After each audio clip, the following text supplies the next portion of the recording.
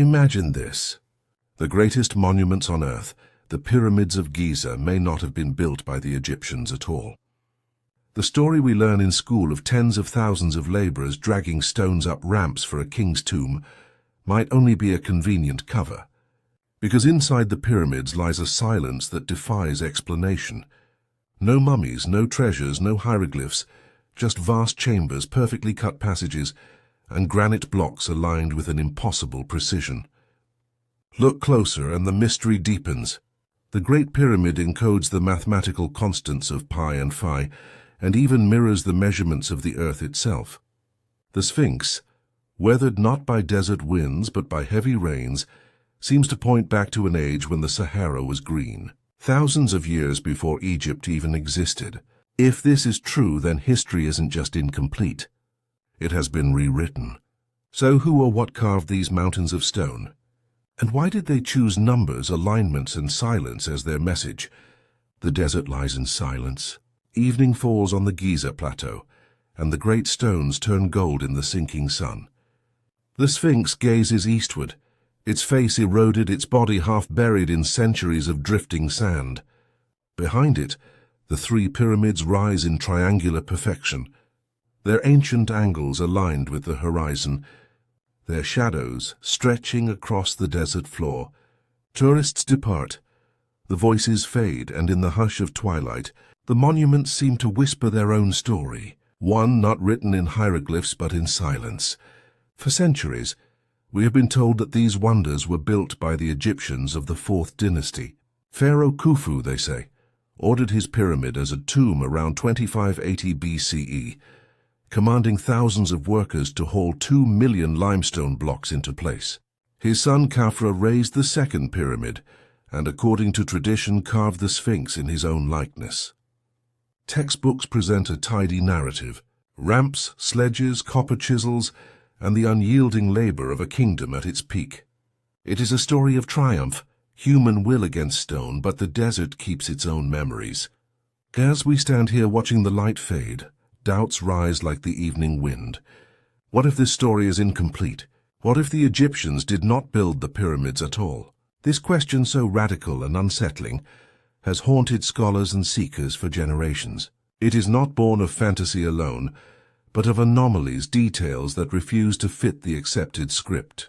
Consider the Sphinx itself. Its weathered body, the enclosure carved deep into the bedrock, shows signs not of wind but of water. Heavy rains that last swept this land thousands of years before Egypt's pharaohs ruled. Or the pyramids, whose internal passages align with the stars in ways requiring an astronomy more advanced than any known Egyptian text suggests. Or the strange silence within their chambers. No hieroglyphs, no murals, no horary goods, nothing of the ritual pageantry that filled every other royal tomb. These puzzles invite us into a labyrinth of possibility. Could the pyramids be older than Egypt itself, inherited rather than built? Could they be the legacy of a forgotten civilization, one erased by time, climate, or deliberate design? The idea is controversial, even heretical, but it is precisely in the cracks of consensus that the most haunting mysteries dwell. The question is not trivial. If the Egyptians did not build the pyramids, the entire edifice of human history must be reconsidered. Our narrative of civilization, a steady climb from hunter-gatherer bands to kingdoms and empires, would collapse into something stranger. History would not be a ladder but a spiral, rising and falling, civilizations forgotten, knowledge lost and remembered in fragments. The pyramids would then stand not as the culmination of Egyptian genius, but as relics of a deeper cycle of human achievement. The evidence for this alternative view does not appear in a single place. It is scattered across disciplines: geology that speaks of rains in the desert, archaeology that reveals anomalies in construction, mythology that whispers of forgotten ages, genetics that hints at ancient populations erased from memory. Piece by piece, these clues form a shadow narrative, one that asks us to look beyond Egypt, beyond the comforting story of kings and tombs, into a past where memory itself was folded and hidden.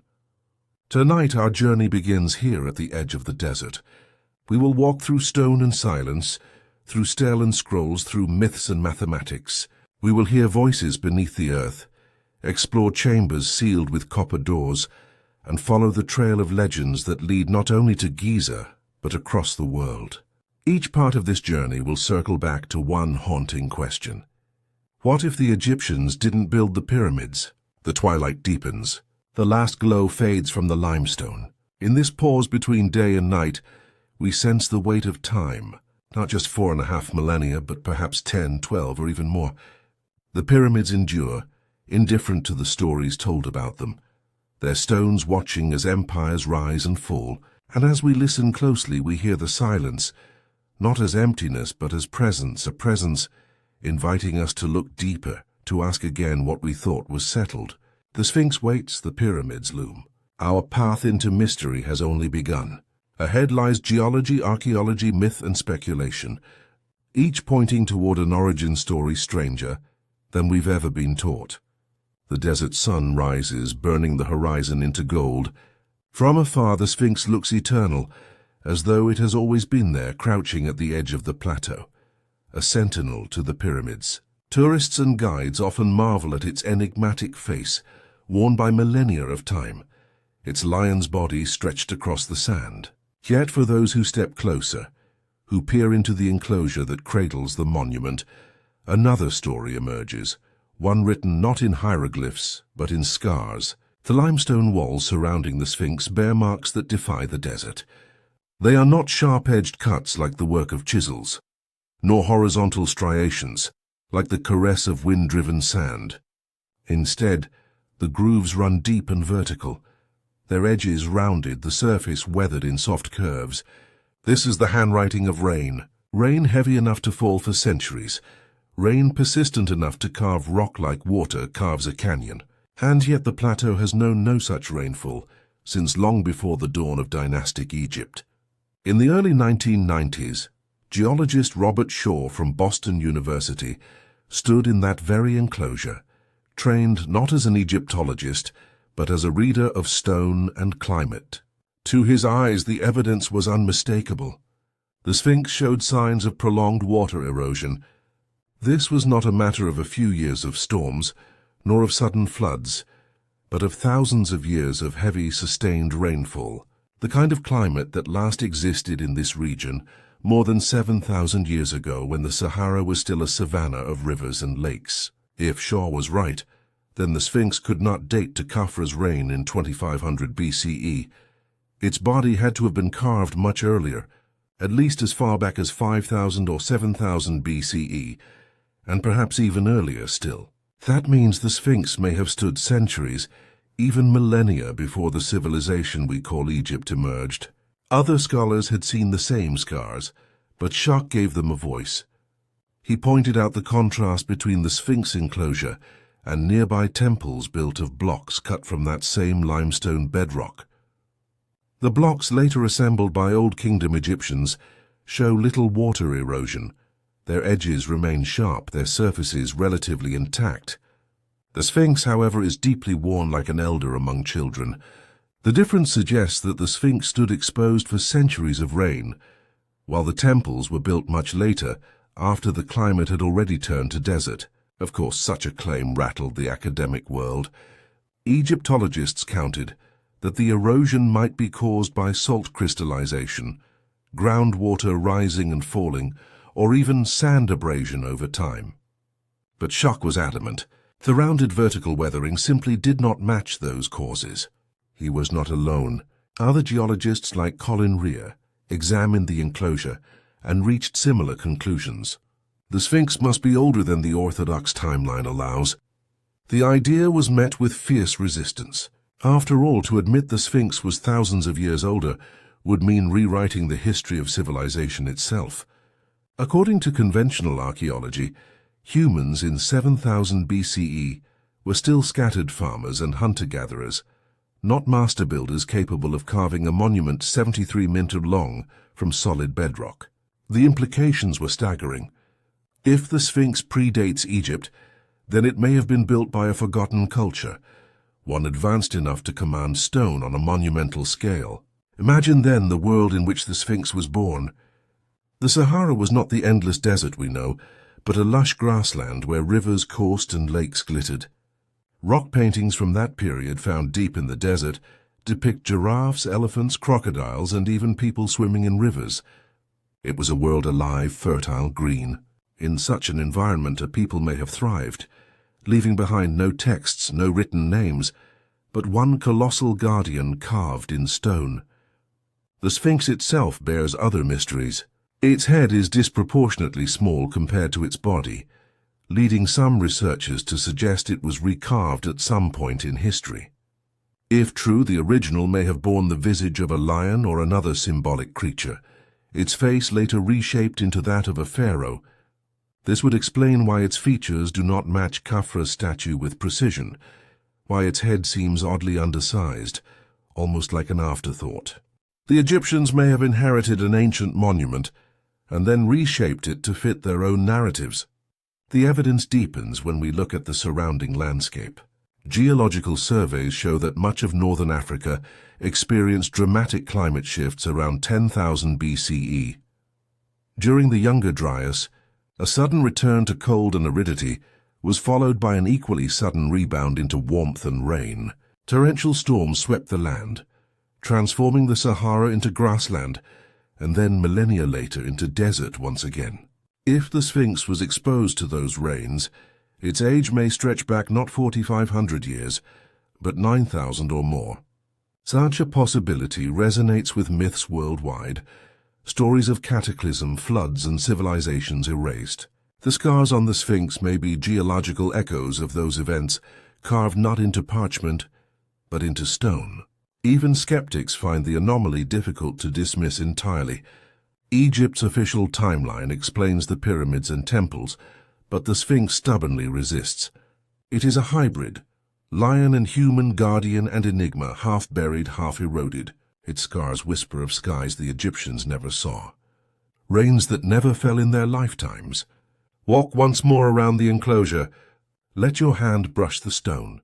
Feel the grooves softened by water long vanished, curving like the bed of a forgotten stream.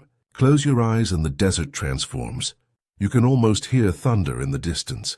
Smell the wet earth after rain. The Sphinx does not belong to the Egypt of sand and pharaohs, but to an older world, one drowned in memory. The Egyptians, meticulous in their records, did not claim to have built the Sphinx. Instead, their own stele describe it as ancient, buried, needing restoration. They approached it not as creators, but as heirs. And if the Sphinx was already old in their time, then what does that say of the pyramids rising beside it? The desert sun climbs higher, bleaching the limestone to pale fire. The Sphinx gazes forward, its eyes eroded but enduring. Its body is scarred by rain that has not fallen for thousands of years. It is a monument out of time, a survivor from an age we are only beginning to rediscover. The water scars remind us that history is not fixed. It shifts like climate, erodes like stone, leaving traces for those willing to see. The Sphinx is not simply a statue. It is a geological document, a witness to a world erased, and its testimony leads us deeper still toward the greatest monument of all, whose silence inside raises questions louder than any words. Night gathers on the Giza plateau, and the Great Pyramid towers above the desert like a black silhouette against the stars. It is vast, immutable, its lines crisp even after millennia. Yet within this mountain of stone lies not grandeur, not treasures, not the golden afterlife promised to kings, but silence. And it is this silence, more than any inscription or artifact, that unsettles us. Step inside, the temperature cools, the noise of the world fades, and the air grows heavy with stillness. The corridors slope upward and downward, cut with sharp precision through limestone and granite. You pass into the king's chamber, and there it stands, a granite box often called a sarcophagus. It sits empty, lidless, mute. Its surface bears no carving, no name, no spell to guide a soul. Around it the walls are bare, no hieroglyphs, no murals, no painted gods welcoming a pharaoh into eternity. Compare this with the Valley of the Kings, where royal tombs overflowed with color and treasure. Tutankhamun's tomb held more than 5,000 objects. Golden chariots, jewelry, weapons, games, even food for the journey. Inscriptions lined the walls. Prayers to Osiris and Ra. Every detail cried out the king's name. Yet here, in the largest structure ever raised by human hands, there is nothing. No treasure, no body, not even a cart. The silence is absolute. Archaeologists long explained this absence by claiming the pyramid was looted. Yet looting leaves scars, shattered jars, scraps of gold, fragments of bone. The Great Pyramid offers none. The chamber is pristine, as if designed to be empty. Lutters did not take the inscriptions from the walls. They did not erase the cartes. The silence was always there. This emptiness may itself be the message. It whispers that the Great Pyramid was not a tomb. Its architecture supports this suspicion. The Grand Gallery, a soaring corridor with corbelled walls rising to a dizzying height, looks less like airy passage than a piece of machinery. A structure built for function, not ceremony. The descending passage plunges into the bedrock, ending in a rough chamber known as unfinished, as though it were part of a plan left incomplete. The Queen's chamber, smaller and oddly placed, is fitted with shafts that stretch upward and outward. Too small for human passage, too precise to be random. What purpose did these serve, if not ventilation? Why carve them at all? Then there is the alignment. The Great Pyramid is oriented almost perfectly to true north, deviating by only a fraction of a degree. Its base is leveled to within centimeters across 13 acres. Each side once mirrored the others to near perfection. This is surveying precision that rivals modern methods. Later pyramids are crude imitations, collapsing, misaligned, poorly executed. The Great Pyramid was not the start of an experiment. It was a singular pinnacle, as if inherited, fully formed from knowledge already perfected. Inside the king's chamber, the granite box resonates when struck, its sound filling the chamber with a deep humming tone. Some researchers believe this was intentional, part of an acoustic design that amplifies sound and vibration. Others note the use of a swan granite, heavy with quartz capable of electric effects under pressure. Was the pyramid more than a monument? Was it a machine, a kind of resonant structure interacting with earth and sky? The silence of the pyramid becomes eloquent in this light. Its emptiness may not be absence but instruction. It tells us to look at the stone itself, at the dimensions, the alignments, the geometry. Unlike inscriptions that can be forgotten, numbers endure. The pyramid silence is not a void, it is a code. Egyptologists often cite the quarry marks in the so-called relieving chambers above the king's chamber. Crude hieroglyphs naming Khufu as proof of ownership. Yet even these are debated.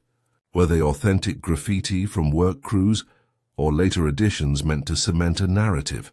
The marks appear in spaces inaccessible without dismantling the pyramid. Spaces first entered in the 19th century by explorers using explosives. Their authenticity remains uncertain. But even if real, they prove only that Egyptians repaired or modified the structure, not that they built it from the ground up. Imagine Khufu, not as the architect of the Great Pyramid, but as its inheritor. He finds a monument already ancient, claims it as his own, and orders additions or restorations. To posterity. His name becomes fused with the pyramid, but the stones themselves remain silent, unyielding to every story imposed upon them. This silence forces us to reconsider history. Could a people long before Egypt have built this structure, encoding their knowledge into stone? Could the Egyptians have found it, puzzled over it, and claimed it? If so, then the Great Pyramid is not merely older than we think. It is a survivor of a forgotten epoch, a message from builders whose names are lost. As you stand in the king's chamber, the silence feels alive. It presses against the skin as if waiting for recognition. The granite box hums faintly at a touch, as though still holding energy. The chamber's air feels heavy, charged. Perhaps this is why no pharaoh was buried here, because it was never meant for one. Step back into the desert night. The pyramid rises behind you, vast and impenetrable, its apex pointing to the stars. The silence within continues to echo, challenging the story written in textbooks. It invites you to see the pyramid not as a tomb, but as a question, one that refuses to be answered. And yet not all clues are hidden in silence. Some appear openly carved into stone slabs left by later dynasties. Slabs that tell us something astonishing, that even the Egyptians themselves admitted they did not build these monuments. If this journey intrigues you, if the silence of the stones has stirred your imagination, consider subscribing to join us again and tell me, where are you listening from tonight and at what time? The sun sets over Giza, casting long shadows across the plateau. Tourists move away, but in the Cairo Museum, hidden in quiet halls among thousands of artifacts, rests a small slab of limestone that could rewrite everything we think we know about the pyramids. At first glance, it is unremarkable. Chipped edges, faded hieroglyphs, no golden glow, no towering size. Yet this humble stone, known as the inventory stela, carries words that challenge the very foundation of Egyptology. It was unearthed in 1858 by Auguste Marot, a French archaeologist who had spent years exploring the sands of Egypt near the Sphinx.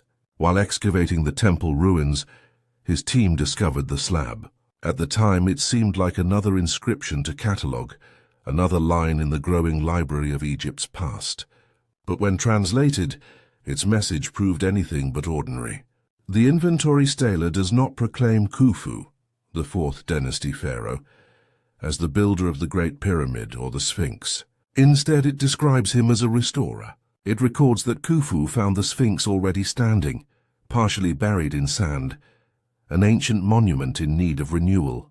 It goes further, suggesting that Khufu raised temples to honor the Sphinx, and that the statue was already tied to the goddess Isis, mistress of the pyramid. This claim directly contradicts the orthodox timeline. According to textbooks, Khufu built the Great Pyramid around 2580 BCE, and his son Khafra commissioned the Sphinx. But the stela implies both monuments predate Khufu's reign, possibly by centuries, possibly by millennia. If true, it means Egypt's most iconic structures were not creations of the Old Kingdom, but inheritances. Egyptologists quickly pushed back. They argued the stela was carved in the 26th dynasty, over 2,000 years after Khufu. They dismissed it as a pious fraud, a piece of late propaganda designed to connect later priests to the sacred monuments of the past. In their eyes, it was not evidence of history, but of myth-making. And yet problems remain with that dismissal. Why would scribes invent a story that diminished Khufu, portraying him not as a mighty builder, but as someone who stumbled upon older ruins? Egyptian tradition glorified its kings. It celebrated their power, their ability to raise monuments, to commune with gods. To paint Khufu as a mere restorer was not flattery. It was humility, almost embarrassment. The text feels less like invention and more like memory. The stela also links the Sphinx with Isis, a goddess of rebirth and magic, but rarely associated with the monument in mainstream Egyptian religion. Why connect Isis here unless it preserved an old occult tradition, one that saw the Sphinx as part of a mystery already ancient by Khufu's day? This unusual attribution suggests that by the time of the 26th dynasty, the Sphinx's original identity had been forgotten, folded into Egypt's mythic framework in the only way they could understand. Critics point to the stela's damaged condition, noting that parts are broken and its provenance uncertain. But fragments of truth often survive in imperfect forms, and sometimes the most controversial pieces are the ones dismissed most quickly. The very eagerness to cast it aside raises suspicion. Why does a single stela, if unimportant, provoke such discomfort? Let us imagine the scene as the stela describes it. Khufu, great in power, walks across the plateau. Before him the Sphinx lies half buried, its body swallowed by sand, its face worn by rains long past. Around it, ruins of earlier temples crumble. Khufu does not command his people to carve the lion body from bedrock. He commands them to clear, to restore, to honor. He builds his pyramid nearby, not to create a wonder from nothing, but to place himself in the shadow of something already greater. If this image is true, then Egypt's kings were heirs to a legacy they did not fully understand. They draped the monuments in their own mythology, claimed them with offerings and inscriptions, but they did not build them. The pyramids and the Sphinx became like gods whose origins were forgotten. Eternal presences folded into Egypt's identity, even as their true makers vanished into silence. The inventory stela is rarely displayed, rarely discussed. In textbooks it receives only a footnote, a curiosity brushed aside. Yet for those who pause to read its words, it resonates with all we have already seen. The water erosion on the Sphinx that speaks of ancient rains, the silence of the Great Pyramid's chambers that refuse to be tombs, the absence of inscriptions where they should abound. It is another fragment of a puzzle scattered across time. Consider how many such fragments may have been lost, scrolls burned, steely shattered oral traditions fading into myth. The inventory stela survived by chance, a single stone dug from sand. It carries not a full story but a whisper, and whispers repeated across centuries become the foundation of hidden truths. Even its name is telling. Inventory suggests a list, a record of temples and offerings. Yet hidden in that inventory is a revelation that Khufu himself acknowledged monuments older than his reign. In its dry bureaucratic tone lies a message explosive enough to topple the accepted history of the pyramids. The stela's silence in popular discourse mirrors the silence of the pyramid itself. Both are absences that speak loudly, if we are willing to listen. The Great Pyramid offers no hieroglyphs. The stela offers words that scholars wish to ignore. Between the two lies a chasm in our understanding, a gap where another civilization's memory may reside. As you stand before the small limestone slab in the museum, surrounded by more flamboyant treasures, you sense its quiet defiance. It does not glitter. It does not dominate the room. Yet its meaning is more radical than gold. It tells us that even the Egyptians, the supposed builders of these wonders, remembered themselves as restorers, not creators. They inherited the plateau just as we have inherited their myths, the inventory. Stela is a key chipped and weathered, but still turning in the lock of history. It does not open the door entirely, but it hints that the door exists. And through its faint crack of light, we glimpse a world older than pharaohs, older than dynasties, older than Egypt itself. Next we turn to another stone between the paws of the Sphinx, the dream stele, where a young prince hears the voice of the monument itself, begging to be freed from the sands of time. The desert drifts endlessly, and sand has always been both guardian and enemy of the Sphinx. It preserves by burying, but in doing so it suffocates. For centuries, perhaps millennia, the colossal lion body of the monument lay hidden beneath dunes, leaving only the enigmatic head visible above the desert floor. Imagine approaching the plateau in that time.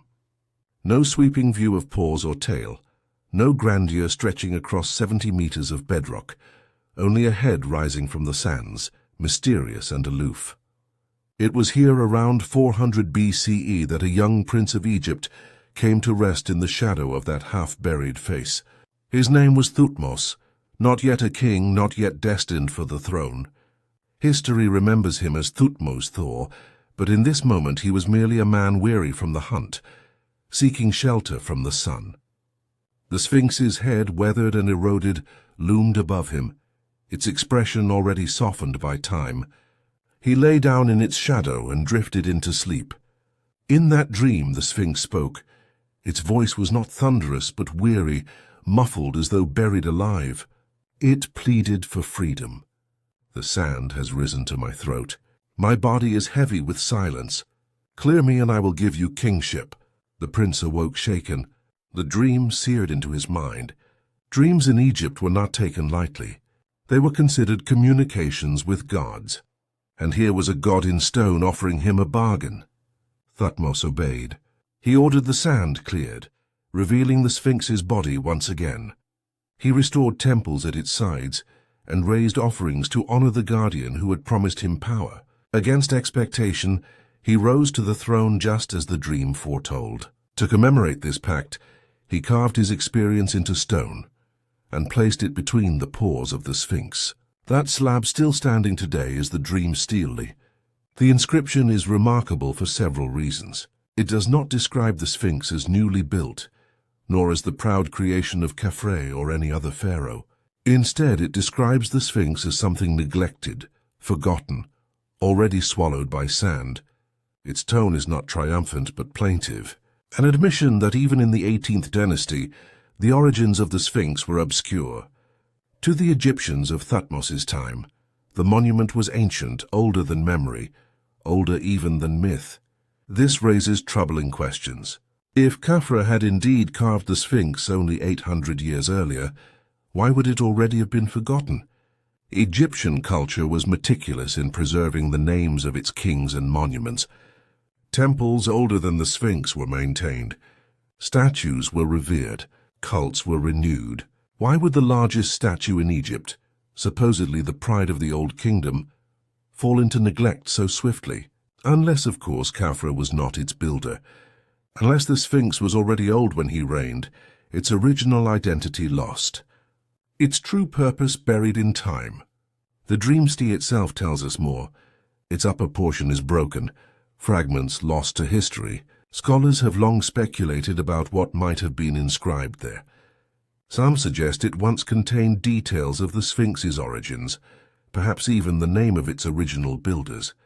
If so, then the most important lines were deliberately erased, leaving only the part that justified Thutmose's kingship. What remains is politics, a divine mandate for a man who was not expected to rule. What was lost may have been history, erased either by time or by intent. Look closely at the imagery. The stele depicts Thutmose standing before the Sphinx, offering libations. The monument is already presented as divine, a god incarnate in stone. Its name in the inscription is Horus in the horizon, a title emphasizing not its maker, but its eternal gaze eastward to the rising sun. This name reinforces the idea that by the 18th dynasty, the Egyptians no longer knew its origin. They had absorbed it into their pantheon instead. Modern Egyptologists often frame the Dream Stele as propaganda, a way for Thutmose to legitimize his unexpected claim to the throne.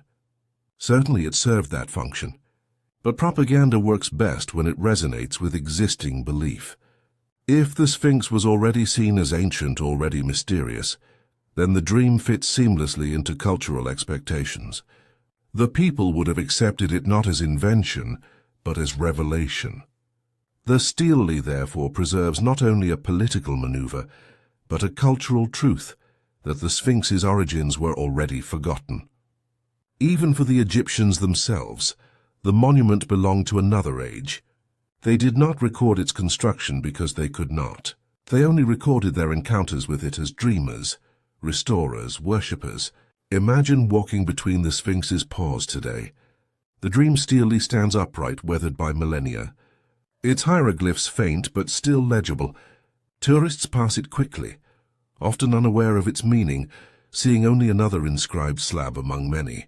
Yet if you pause, if you listen, its words echo with the same mystery that stirred Thutmose's dream. It tells us that the Sphinx was ancient even then, its body suffocating beneath sand, its origin already erased from memory. This pattern of monuments inherited, restored, reimagined, appears again and again. The inventory stela described Khufu as a restorer. The Dream Stele describes Thutmose as a restorer. Neither claims creation. Both suggest that Egypt's kings found the Sphinx, as we find it now, eroded, enigmatic, already older than anyone could say. The implications are immense. If the Sphinx predates Egypt, then who carved it? Was it the same civilization hinted at in myths of floods and lost ages? Was it the same culture that may have encoded cosmic numbers into the Great Pyramid? Or was it built by a people we have no name for? A population erased by climate shifts that turned fertile Savilvanas into the Sahara? The Dream Stele does not answer these questions. Instead, it deepens them. It folds memory into silence, hinting that even in ancient times the Sphinx was already a riddle. And in that riddle lies the possibility that our entire timeline of civilization is incomplete. Stand there in the desert night, the Sphinx looming above, the dream steely glinting faintly in torchlight. The words carved 3,000 years ago still speak, not of triumph, but of neglect, restoration, and mystery. The voice of the Sphinx calls out across time, "Free me from the sand, and I will give you kingship." Perhaps that promise was not only for Thutmose, but for us, an invitation to uncover the truth if we dare. And if the Sphinx was already ancient, what then of the Great Pyramid rising behind it? Within its perfect geometry lies another kind of message, not carved in words, but in numbers, ratios, and cosmic alignments. Stand at the base of the Great Pyramid and lift your eyes. The sheer face rises above you like a mountain, 146 miss, once capped in gleaming white limestone. At first glance it is simply immense, 2.5 million blocks, stacked with unyielding patience. But to those who measure, who calculate, who listen to the language of numbers, the pyramid reveals a different truth. It is not just a structure. It is an equation carved into stone. Start with the base. Each side, when intact, measured 230.4 m together. The four sides create a perimeter of 921.6 m. Divide that by its original height, 146.6 m, and you arrive at 6,283. That number is not arbitrary. It is 2 to pi, the constant that defines the circle. Imagine the pyramid's square base as Earth's surface, its height as the radius. In this monument, circle and square unite, the geometry of heaven encoded in stone on Earth. Look next at its slope, about 51/84.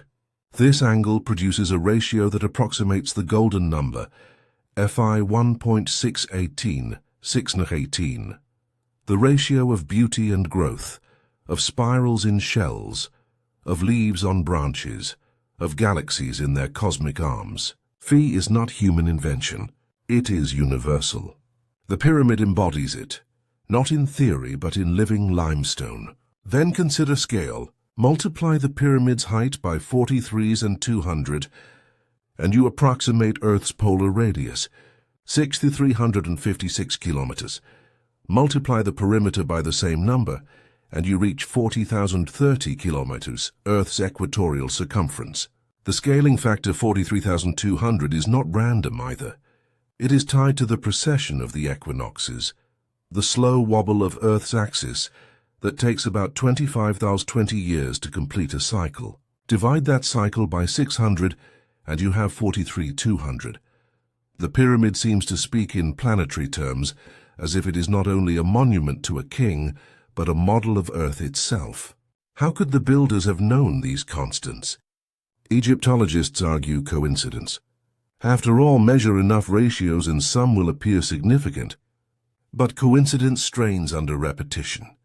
Pi phi, Earth's radius, Earth's circumference, precessional cycles, all embedded together, all in one structure, all aligned with stellar precision. At some point, coincidence ceases to be chance and becomes intention. The pyramid's alignment deepens the mystery. Its sides face the cardinal points of the compass with uncanny accuracy within 360ths of a degree. Even today, surveyors would struggle to achieve this on such scale. The base is leveled to within centimeters, across more than 5 hectares of desert floor. The difference in length between the longest and shortest sides is mere millim. How did copper tools and ropes achieve this? Or was a different knowledge at work, one lost to us but preserved in stone? Step inside and the geometry continues. The king's chamber, built entirely of granite from Aswan, nearly 900 kilometers away, resonates with sound at specific frequencies. Its dimensions are not random.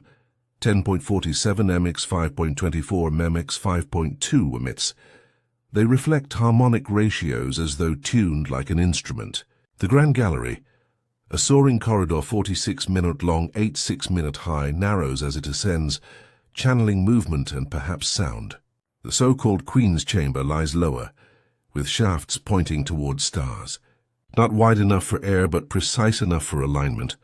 The design seems less airy, more functional, like components of a vast machine.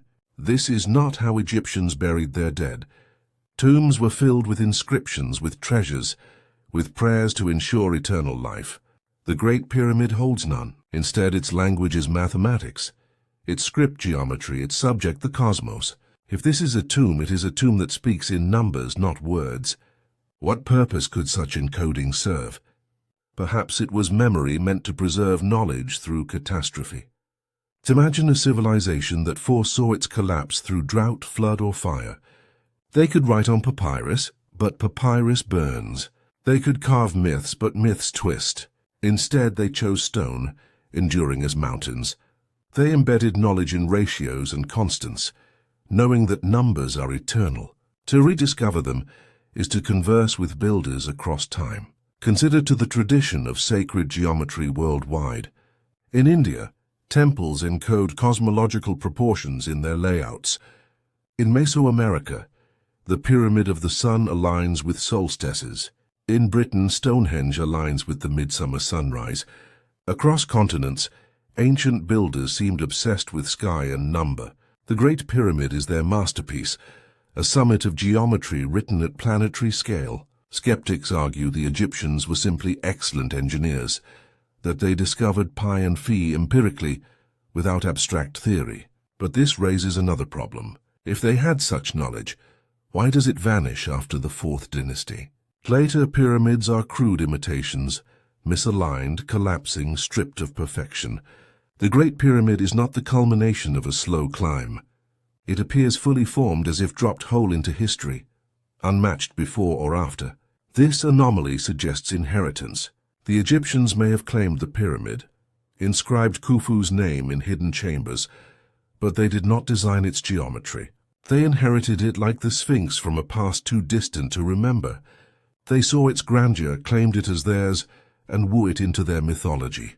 But the numbers embedded in stone betray another origin, one beyond the Nile, beyond Egypt, perhaps beyond even the civilization we know.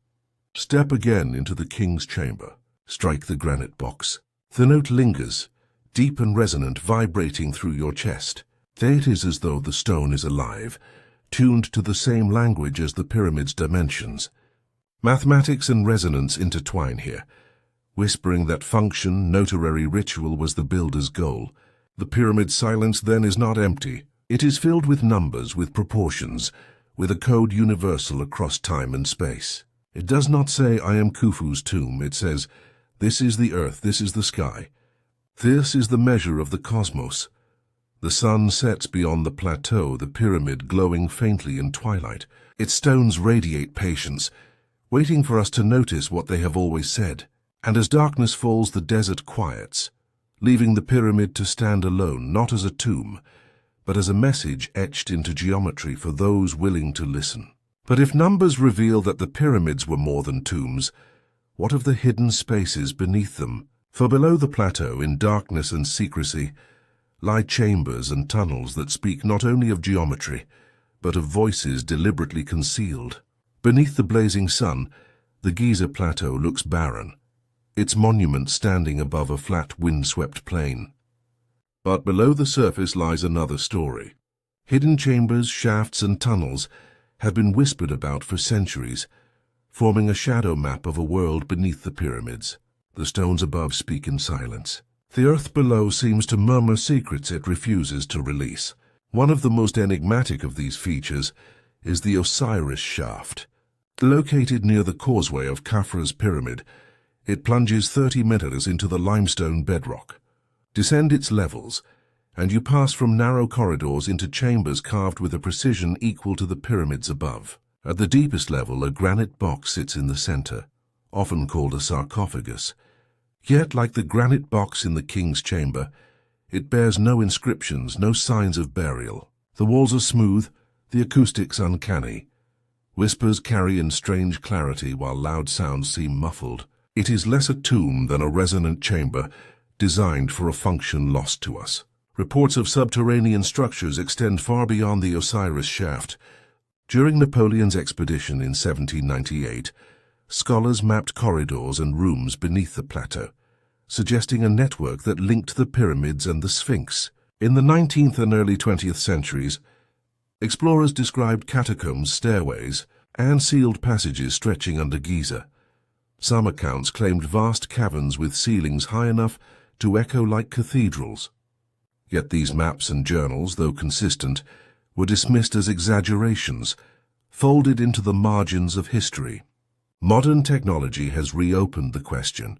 In 2008, ground-penetrating radar surveys revealed anomalies beneath the plateau, voids, geometric cavities, regular shapes inconsistent with natural fissures. Beneath the Sphinx, the scans showed hollows suggestive of chambers. Beneath the Great Pyramid, they detected uncharted spaces disconnected from known passages. Photographs from some of these explorations show cut stone walls, crude steps, and archways deep underground. But soon after, access was restricted, explanations vague. Officials declared, "There is nothing there," even as the data whispered otherwise. Why the silence? Why the denial? If the subterranean world beneath Giza is mundane, why seal it away? The pattern mirrors what we have seen before. Discoveries that threaten the orthodox story are quickly buried, either by sand or by bureaucracy. The plateau above is accessible to millions. The plateau below is locked behind gates. The idea of a hidden network is not unique to Egypt. In Malta, the hypogeum of Halaflini extends underground in 3 levels of carved chambers, its acoustics resonating at low frequencies. In Turkey, Daringu tunnels descend into the earth vast enough to shelter tens of thousands. If such subterranean worlds exist elsewhere, why not at Giza? Perhaps the Egyptians, or those before them, carved not only monuments to the sky, but labyrinths beneath the sand, spaces of ritual, resonance, or preservation. Imagine the purpose. If the pyramids encoded cosmic knowledge in stone, might the chambers beneath preserve something else? Texts, artifacts, or technologies? Mystics like Edgar Cayce spoke of a hall of records buried under the Sphinx, a repository of wisdom from a lost civilization, perhaps Atlantis. Such claims are dismissed as fantasy, yet the physical anomalies beneath the plateau remain unexplained. The stones above shout their presence, the chambers below whisper their denial. Both seem designed to endure, to outlast memory, to wait for a future that might listen. As we descend into this underground enigma, we feel the weight of folded time. The walls are damp with silence, the air heavy with secrecy. Voices seem to echo from the stone, as if knowledge itself has been inmed. And then deeper still, we come to something stranger. Sealed doors, copper pins, and shafts too small for human entry. Features that hint at deliberate concealment, as though the builders wanted their secrets hidden. Not just from time, but from us. The corridors grow narrower. The air turns close, heavy, with a silence that seems alive. In 1993, this silence was broken by the whirring wheels of a small robot named Upwa 2, Opener of the Ways. Built by German engineer Rudolf Gantenbrink, it was designed to crawl where no human could. The narrow shafts branching from the Queen's chamber inside the Great Pyramid. Each passage was only about 20 centimeters wide, too small for a person, too smooth for erosion, too deliberate to be dismissed as accident. As the robot crept upward, its camera revealed shafts that stretched with mathematical precision, their limestone walls polished as if by invisible hands. For more than 60 meno, it climbed steadily until the light fell upon something no one expected. A stone slab blocking the end of the passage. The slab was perfectly fitted, sealed tight. Embedded in it were 2 small copper pins protruding like rivets, glinting in the robot's light. This was not the broken end of a tunnel. It was a door. The discovery stunned the world. Why would the builders carve shafts with such precision, only to seal them with stone doors no one could pass through? Egyptologists had long assumed these shafts were symbolic. Air shafts meant to let the pharaoh's soul ascend to the stars. But symbols do not require copper pins. Symbols do not require sealed doors. The evidence suggested design, intention, secrecy. Just as the mystery deepened, the investigation was halted. Gantenbrink's contract was terminated. His access revoked by the Supreme Council of Antiquities. Officially, the robot had exceeded its purpose of ventilation. Unofficially, the timing was uncanny. Just as the shaft revealed its secret, the project was shut down. For nearly a decade, the door remained unopened. In 2002, another robot, the Pyramid rover, was sent to finish the task. Live television promised the world would finally glimpse what lay beyond. The rover drilled a small hole through the slab, inserted a fiber optic camera, and beamed back the first images. The world held its breath. On the screen appeared another chamber, small, smooth, and utterly empty. And at the far end of that chamber stood a second stone slab, sealed just as perfectly, waiting like a guardian behind the first. No inscriptions, no artifacts, just silence. A door behind a door. What was the purpose of this architectural riddle? Some speculated it might conceal the fabled Hall of Records, a library of lost knowledge. Others suggested it was part of a mechanism, a resonance chamber, a time capsule, or even a system to keep intruders from what lies deeper still. The copper pins hammered flat seemed less decorative than symbolic, as if marking a threshold not to be crossed. But once again exploration ceased. No further attempt was made to pierce the second slab. The shafts remain sealed. Official explanations are sparse. The chambers are symbolic, the doors insignificant. Yet the precision of their construction argues otherwise.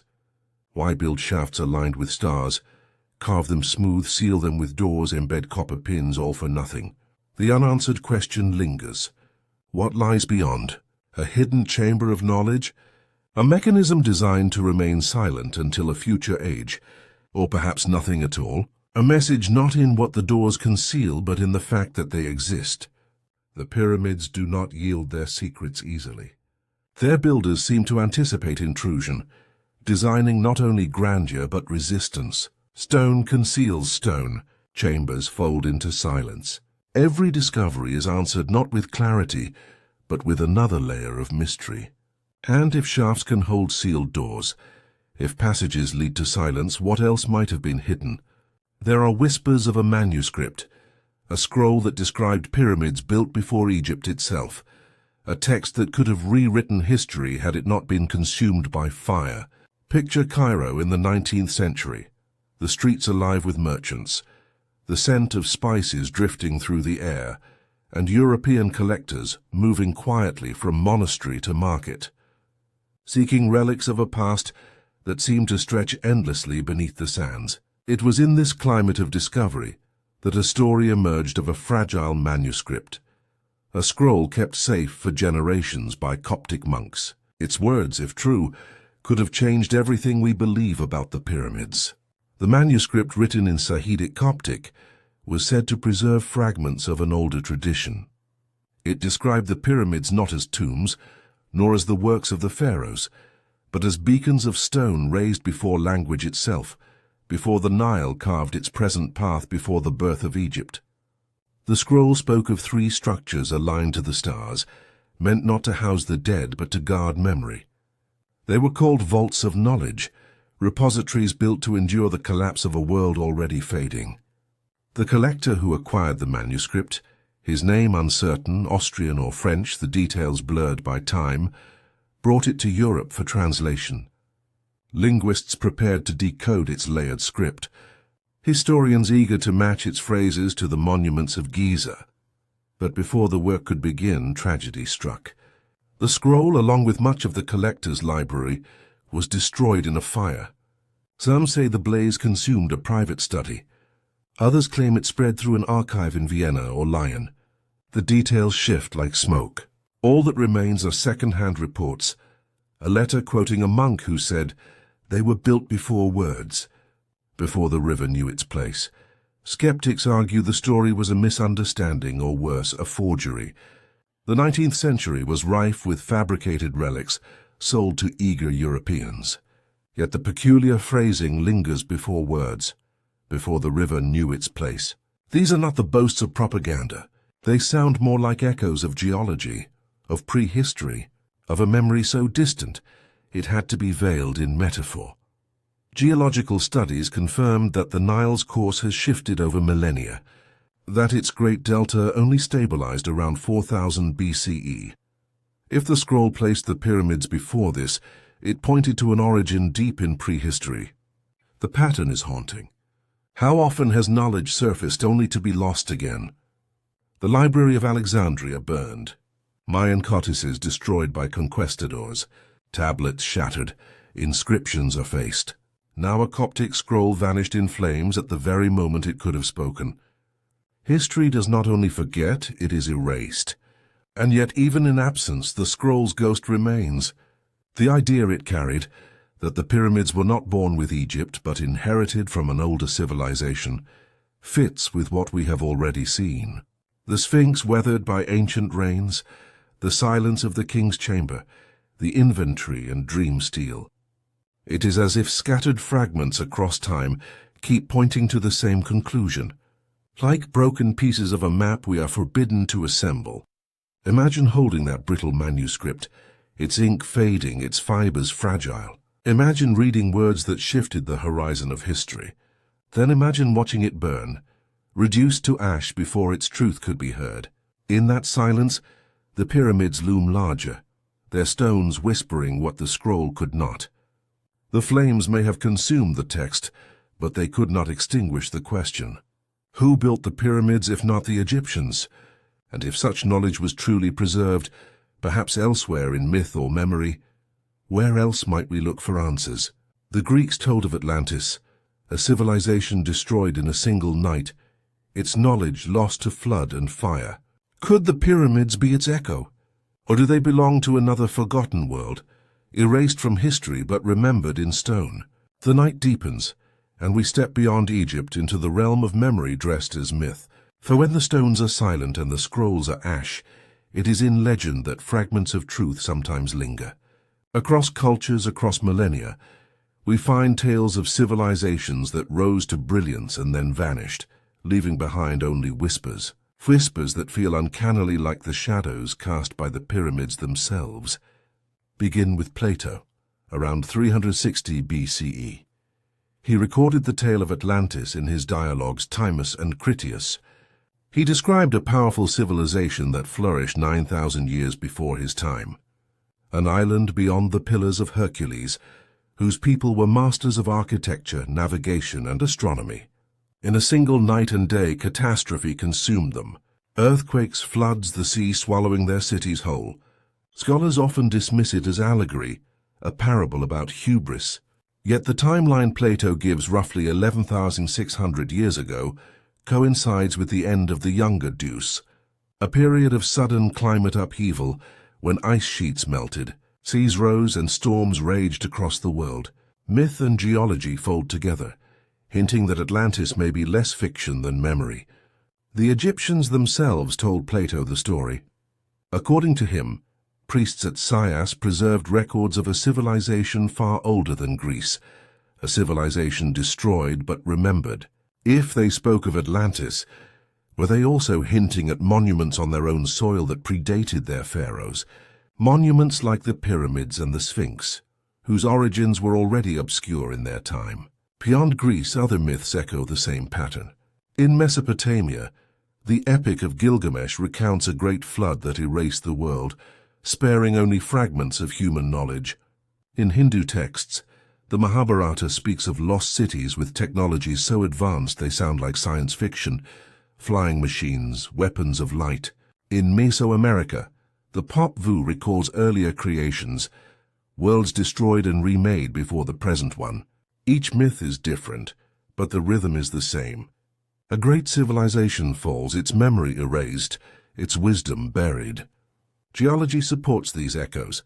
The African humid period ended abruptly around 4000 BCE, transforming the Sahara from grassland to desert. Rock art from that time depicts boats, cattle, and rivers where only sand now lies. Doggerland, once connecting Britain to Europe, sank beneath rising seas. Sunderland in Southeast Asia shrank to the islands we now know as Indonesia. Entire landscapes once inhabited were swallowed. If humans built monuments there, their ruins now lie drowned. Could the pyramids belong to this cycle? The legacy of a forgotten global culture swept away by flood and drought. Their precision, their astronomical alignments, their silence, all seem to fit the pattern of a people who knew their world was ending and carved knowledge into stone to survive them. The Egyptians may have inherited these relics and woven them into their dynastic story, just as other cultures were ruins into their myths. This possibility makes the pyramids not just Egyptian wonders, but global ones. Their stones resonate with Atlantis, with Gilgamesh, with the drowned plains of Doggerland and the lost islands of the Pacific. They remind us that memory is fragile, that civilizations rise like waves and crash into silence, leaving behind fragments for future generations to puzzle over. And if myths are fragments, then perhaps the stones are their anchors, tangible proofs of stories too vast to dismiss. The pyramids stand as if to say, yes, something was here older than you know, older than your language. We built not for glory, but for remembrance. The transition is clear. If Giza's monuments share their essence with global myths, then we must compare them to global stones. Across the world, megaliths rise. Baalbek in Lebanon, Pumapunku in Bolivia, Göbekli in Turkey, each whispering of skills too advanced, each resisting the stories told about them. Together they form a chorus, a scattered testimony of a world we are told never existed. The pyramids are not alone. Across continents far from the Nile's banks, other stones rise in silence, their size and precision no less confounding. If Egypt's monuments are echoes of a forgotten civilization, then they are not solitary echoes. They are part of a chorus that stretches across the globe. A chorus of megaliths that refuses to fade. Travel first to Lebanon, to the ruins of Baalbek. Here lies the trilithon, 3 stones each weighing over 800 tons, set into a foundation wall with such precision that even today no modern crane could easily move them. The Romans later built temples on the site, but the trilithon was already ancient in their time. Who carved and positioned these giants?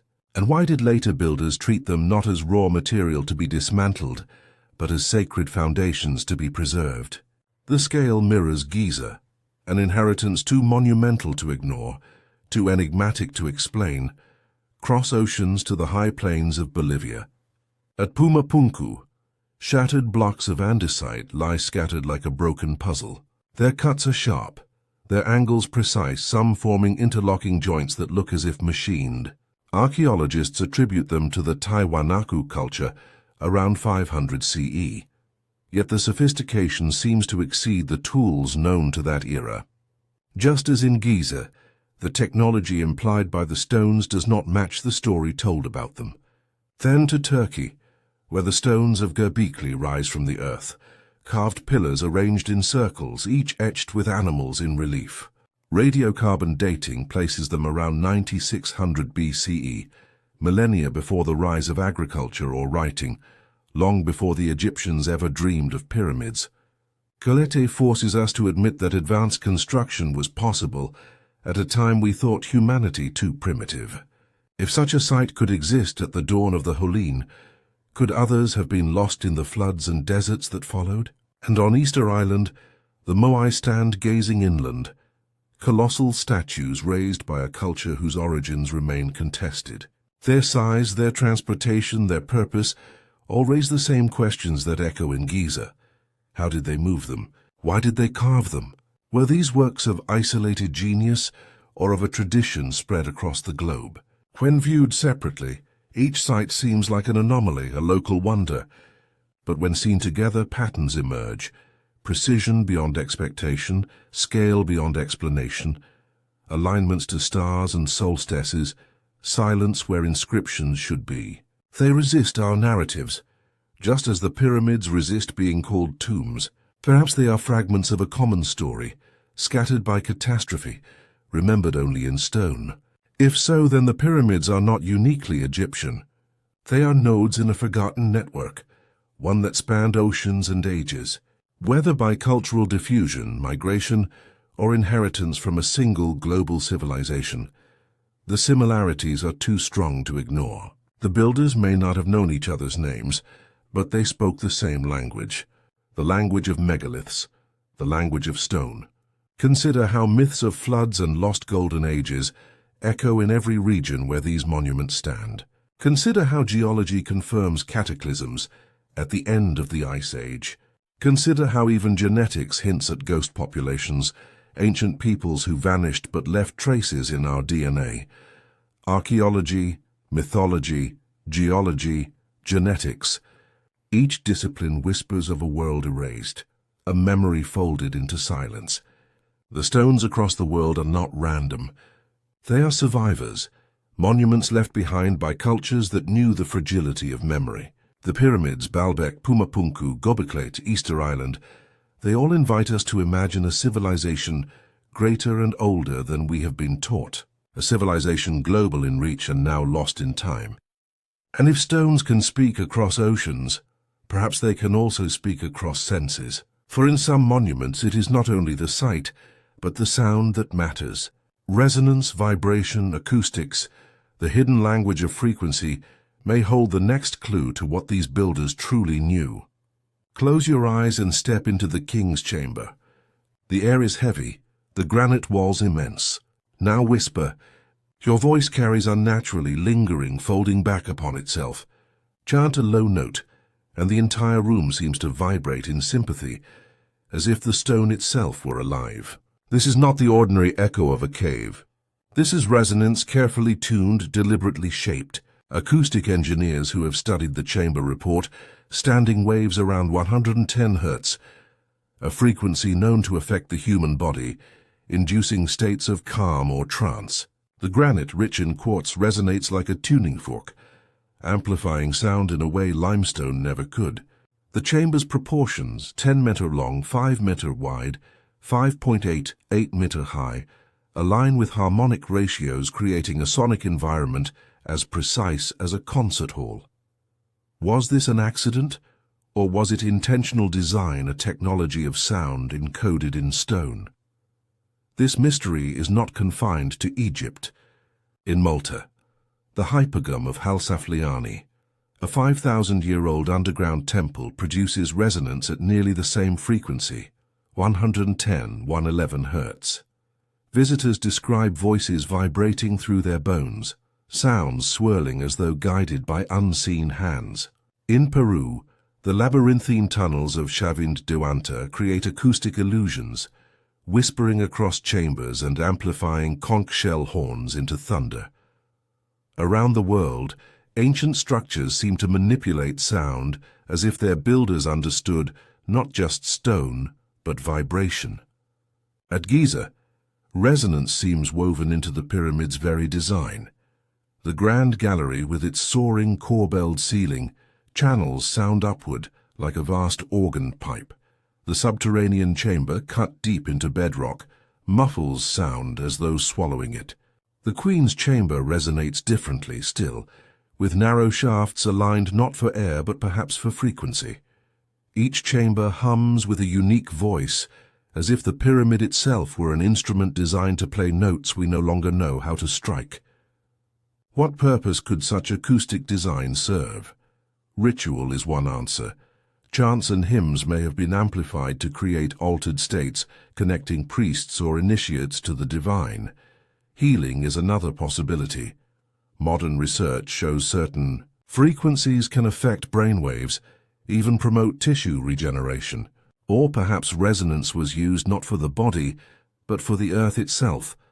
Some theorists suggest the pyramid was built to channel natural vibrations, seismic, electromagnetic, amplifying them in ways beyond our comprehension. The Egyptians left no texts describing such knowledge, but perhaps that is the point.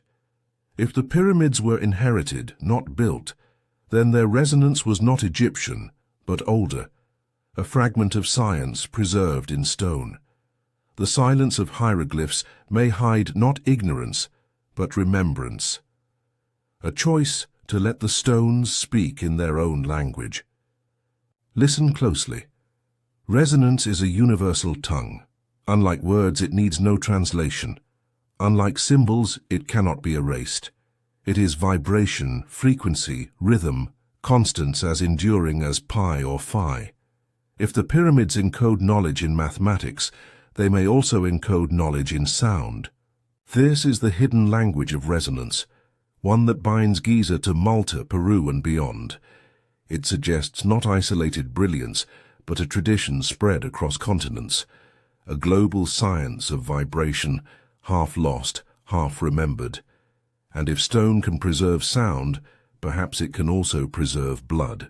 For within the DNA of humanity lie traces of forgotten peoples, ghost populations who may have been the true architects of these mysteries. The silence of the pyramids is not broken only by stone or resonance, it is also carried in our blood. Modern genetics, with its maps of ancestry and migrations, has revealed that humanity's story is layered with shadows. Entire populations that once lived, thrived and vanished, leaving only faint echoes in our DNA. These are the ghost populations, remembered not in monuments or myths, but in the genetic code of their descendants. Studies of ancient genomes from North Africa and the Near East reveal threads that do not fit neatly into our current understanding. Some lineages appear to split from known populations tens of thousands of years ago, then rejoin later as though an entire people had existed in parallel, their history erased except for a trace in the double helix. Geneticists analyzing prehistoric remains often find signals that cannot be matched to any living group. Statistical whispers of a civilization gone missing. Consider the discoveries published in journals like Nature and Science. Ancient North. African remains carry genetic signatures connected to both sub-Saharan Africa and Eurasia, but also to something older, something unclassified. Some researchers suggest a population that flourished in North Africa before the Sahara became desert, a people who may have seen the rains and grasslands that carved the Sphinx. Others note the genetic imprint of basal Eurasians, an enigmatic branch that contributed to the first farmers of the Near East, yet seems to have no direct ancestors among known populations. These ghost peoples appear in models, but the names and faces behind them are gone. What if the builders of the pyramids were among them, a population whose memory has been erased from history, but whose legacy remains hidden in our blood? Their monuments would then be like their genes, fragments that endure while their names vanish. The Egyptians may have encountered these structures just as their DNA carried faint echoes of their makers, inheriting both body and stone without the story that tied them together. The parallels are striking. Just as myths across the world preserve fragments of lost civilizations, our genomes preserve fragments of lost peoples. Just as the inventory and dream stelae hint that the Egyptians found rather than built, our blood hints that our ancestry is deeper, stranger, more entangled than we imagine. Civilization is not a straight line, but a web with strands missing, torn away, leaving gaps we fill with silence or speculation. Genetics then becomes another kind of archaeology, not of stone but of flesh. It reminds us that we are haunted by those we have forgotten, that even when history erases a people, their presence lingers in our bodies. The pyramids may be the visible monuments of such a vanished group, just as ghost populations are the invisible monuments in our cells. If so, then the mystery of the pyramids is not only about Egypt. It is about humanity itself, about how much of our story has been erased and how much remains folded in shadow. The builders may be gone, their names lost, their faces unknown, but their legacy endures, carved in stone, coded in genes, waiting for us to listen. And if our very blood remembers what our histories forget, why do modern institutions work so? Hard to silence the stones? Why are discoveries beneath Giza sealed, anomalies dismissed, scrolls burned, doors unopened? Perhaps the greatest mystery is not what is lost, but why so much is kept hidden. The story of Giza is not only written in stone, it is also written in what we are not allowed to see. Again and again, discoveries that could shift the narrative have been sealed off, dismissed, or erased. It is a pattern so consistent that it begins to feel deliberate, as though the monuments are not the only things guarding their secrets, as though institutions themselves conspire to maintain silence. Consider the Osiris shaft. For decades it was closed to the public, its deepest chamber accessible only by special permit. Photographs of its strange granite box and smooth walls rarely appear in textbooks. When ground-penetrating radar in 2008 revealed geometric cavities beneath the plateau, officials quickly announced there was nothing there. When explorers in the 1930s described a chamber beneath the Sphinx, the excavation was backfilled, never to be reopened. Each time anomalies surface, they are buried again, literally or bureaucratically. The sealed doors discovered by Rudolf Gantenbrink's robot in 1993 were hailed as a breakthrough, proof of hidden architecture. Yet when exploration revealed a second door beyond the first, curiosity should have deepened. Instead, everything stopped. Access was revoked. The shafts remain unopened, and official statements assure us there is nothing of significance. But doors are not carved into stone for no reason. The refusal to look deeper is itself a revelation. Then there is the inventory stela, relegated to obscurity in the Cairo Museum, dismissed as a late fabrication because it contradicts orthodoxy, or the dream steelly interpreted as mere propaganda, despite its description of the Sphinx already half buried and forgotten, or the Coptic scroll reportedly destroyed in a fire before it could be translated. A pattern reminiscent of the library, of Alexandria, of Mayan Siddices burned by conquistadors, of tablets shattered in forgotten walls. Knowledge that might destabilize the narrative seems cursed never to survive. Skeptics say these silences are coincidence. They argue that archaeology must be cautious, that sensational claims distract from careful study. But caution can become denial, and denial can become suppression. When every anomaly is explained away, when every contradiction is labeled error or fraud, one begins to suspect the silence is not accidental, but strategic. Why guard the story so fiercely? Part of the answer is power. If the pyramids predate Egypt, then they are not purely Egyptian achievements, but global heritage that threatens national identity, tourism, and the authority of those who control the sites. Part of the answer is academic inertia. Careers, reputations, and textbooks rest on the established timeline.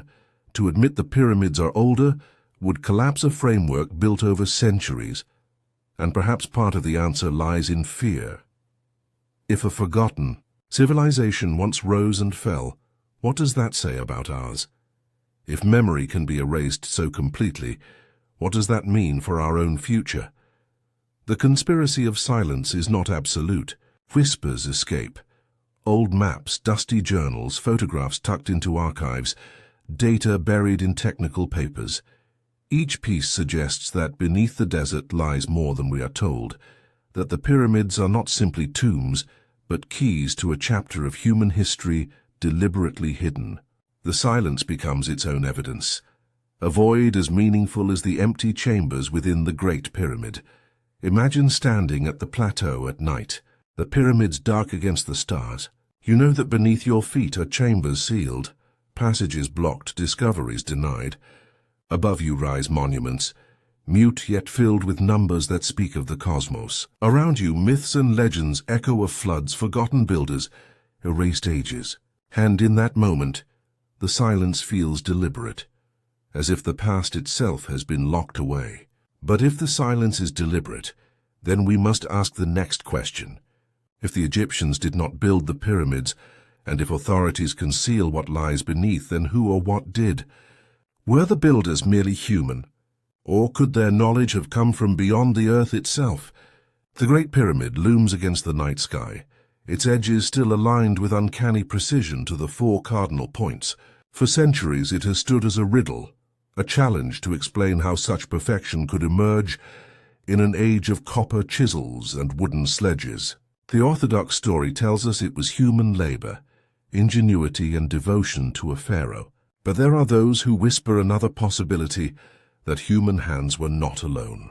In 1968, author Eric Fondon ignited controversy with his book, Chariots of the Gods. He suggested that ancient monuments across the world, from Nazca's desert lines to Sumer's myths of the Anunnaki bore traces of extraterrestrial influence. The pyramids, with their scale, geometry, and cosmic alignments, became a centerpiece of his theory. How could a Bronze Age society achieve what even modern engineers would struggle to replicate? Perhaps he argued they had help from beyond. The evidence is tantalizing. The Great Pyramid shafts align with Orion's belt and the pole star as they appeared not in Khufu's time, but thousands of years earlier. Its base encodes pi and phi constants that appear across the universe. Its scaling ratio reflects Earth's polar radius and equatorial circumference. These are not cultural symbols. They are cosmic ones, mathematics and astronomy written in stone, as if meant for any intelligence, human or otherwise, capable of measuring them. Why then is the pyramid devoid of hieroglyphs? Why does it not trumpet the glory of its supposed builder? Perhaps because its message was not meant for Egypt. Perhaps it was meant for the stars. Consider the Nazca lines in Peru, vast geoglyphs visible only from the sky. Their purpose elusive, their scale bewildering. Consider Puma Punku, where stones appear cut with machine-like precision. Consider Baalbek's trilithon, whose blocks defy transportation even by today's cranes. Each site is a riddle, but together they suggest a pattern. As if scattered across the earth are monuments designed to be seen by eyes not bound to the ground. Ancient myths echo the same possibility. The Dune people of Mali tell of amphibious beings from the Sirius star system who brought knowledge of the heavens. The Book of Enoch speaks of watchers who descended to teach forbidden wisdom. The Sumerian tablets describe the Anunnaki, gods who shaped and instructed mankind. These stories, though separated by continents, converge on a single theme: contact with something other, something beyond. Skeptics dismiss such theories as fantasy, born of our desire to find the extraordinary. They remind us that no definitive artifact of alien origin has ever been unearthed, and yet the anomalies remain. The pyramids still stand as if designed to last geological ages, their precision undiminished, their silence unbroken. If they were built for human kings, they are excessive. If they were built for something more, they may still be serving that purpose. Imagine the pyramid not as a tomb, but as a beacon, a structure meant to communicate through mathematics, geometry, and alignment. To any intelligence advanced enough to measure, it says, "We knew the constants. We knew the stars. We knew the earth." Perhaps it was left as a marker, a meeting point, a memory carved not for Egyptians, not for us, but for a cosmic audience, whether extraterrestrial or merely human, guided by knowledge. Now lost, the pyramid's builders left us with a riddle that has endured longer than any language, longer than any empire. And if the possibility of other worldly influence feels unsettling, it is only because it forces us to accept that our history may be far stranger than we dare imagine. The question lingers: if not Egyptians, and perhaps not even humans as we know them, then who? The answer remains locked in stone. And as we approach the end of our journey, we return once more to the pyramids themselves, not as tombs, not as temples, but as memory. A library of stone waiting for us to listen. Dawn returns to the Giza plateau. The first light touches the apex of the Great Pyramid, spilling down its ancient slopes, as if awakening something that has watched since time before memory. The desert is quiet, but in that silence lies a presence, the weight of two. 3 million stones, each fitted with impossible care, each whispering a message too vast to be spoken aloud. We have followed this trail through erosion and mathematics, through stele and scrolls, through myths of floods and whispers of lost peoples. Each clue has folded back upon itself like layers of time, pressed into the same bedrock. The Egyptians, meticulous record-keepers, left no clear account of building these monuments. Instead, their own texts speak of discovery, restoration, and dreams. Their pharaohs claimed ownership, but the stones themselves resist. They are too old, too silent, too perfect. If the Egyptians did not build the pyramids, then who did? Perhaps a forgotten civilization erased when the Sahara turned to desert. Perhaps survivors of a global cataclysm, preserving their knowledge in geometry. Perhaps hands otherworldly, leaving monuments as markers across the earth. Each possibility opens a door, and behind each door lies another. What matters most is not which answer we choose, but that the question refuses to die. For the pyramids are more than monuments. They are repositories. They hold pi and phi, Earth's radius and circumference, alignments to Orion, and to the slow procession of the equinoxes. They hum with resonance at frequencies that shift the mind. They conceal doors sealed with copper pins, shafts that climb toward the stars, voids that radar detect but we are not allowed to enter. They are libraries written in stone, coded not in language but in constants, truths that outlast civilizations. And perhaps that is their true purpose, not to glorify a king but to endure a forgetting, to wait in silence until we are ready to measure, to listen, to wonder. Civilizations rise and fall, scrolls burn, myths distort but stone endures. The pyramids stand as proof that memory can be preserved even when the storytellers vanish. Imagine them as time capsules planted in the desert, not for the Egyptians, not even for us, but for whoever comes next. Imagine a future world emerging from ruin, finding these structures still aligned to the stars, still whispering the same numbers, still challenging us to remember what was lost. In their silence lies patience. In their endurance lies intent. As the sun climbs higher, the pyramids gleam, ancient yet ageless. The Sphinx gazes east, scarred by rains long vanished. The plateau is alive with absence, an emptiness that is not void but presence withheld. We may never know who carved these monuments, but their message is clear. History is not what we think. Time is not a straight line. Memory can be buried, but it can also be preserved, waiting to be uncovered. The pyramids are not simply Egypt's. They are humanity's, or perhaps something even larger. They remind us that the past is deeper than we imagine, and that the future depends on whether we dare to listen. So as this journey ends, let the question remain. What if the Egyptians didn't build the pyramids? What if their stones are the voices of a forgotten world calling across millennia, asking us to remember? If you felt that call in the quiet of the night, if these mysteries have stirred something in you, consider joining us again. Like and subscribe and share where you are listening from tonight, and at what time. For the memory in stone is not yet finished. It waits patient as the desert, glowing in silence until the world is ready to remember.